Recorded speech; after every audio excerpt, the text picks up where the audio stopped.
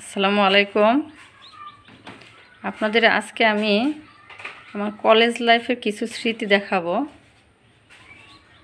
আমার যখন পরীক্ষা শেষ হয়ে যেত তখন আমি বসে না থেকে আমি কিছু হাতের কাজ করেছিলাম।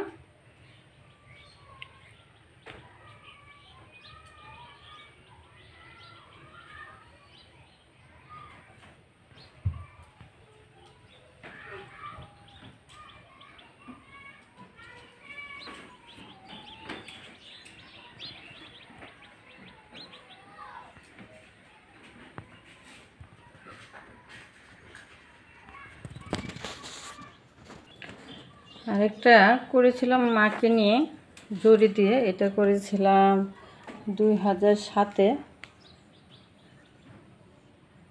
মা লিখেছিলাম।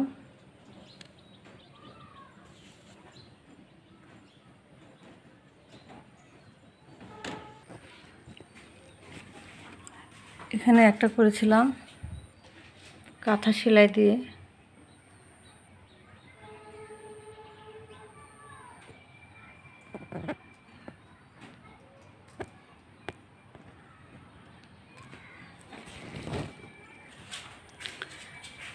এটাও আমার 2007 সালে করা, জরি দিয়ে গোলাপ ফুল, বিভিন্ন কালারের গোলাপ ফুল, যেটা 7 সালে আমি করেছিলাম, মনে মনে অঙ্কন করেছিলাম। আর সেটা সামিহা গার্ডেনের নার্সারিতে ঠিক ওই রকম। এখন আমার বাগানে প্রায় 30 কালারের গোলাপ আছে, এক এক গাছে এক এক কালারের ফুল ফুটে। এখানে একটা করেছিলাম 2008 সালে দিয়ে সেলাই কাঠি দিয়ে।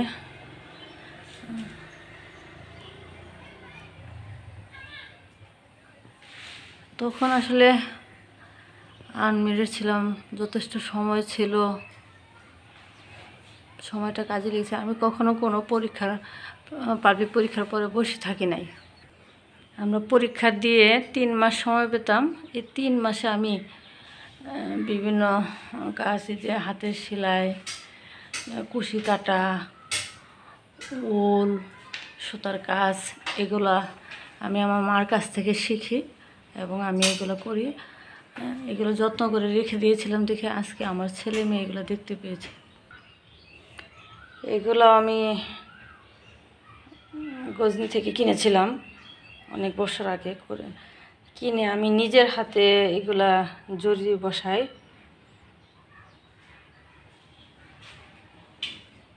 সেগুলো আমার কাছে অনেক ভালো লাগে। এখানে দেখতে পাচ্ছেন আমি একটা শালে কাজ করেছি। এটাতে কয়েকটা সেলাই আমি ইউজ করেছি। কাঁথা সেলাই, মাকড়সা, তারপরে চেন, মাছি কাটা, এই সেলাইগুলো ইউজ করে আমি এই চাদরটা বানিয়েছি। এটা অনেক সময় লেগেছে আমার, সেই কলেজ লাইফে বানানো, এখনও গায়ে দিই।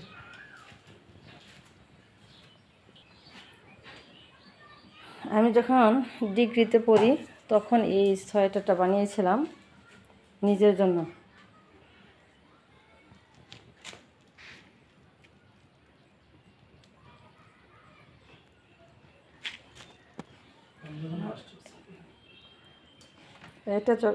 এটা বানিয়েছি আমার মেয়ের জন্য 3 বছর আগে।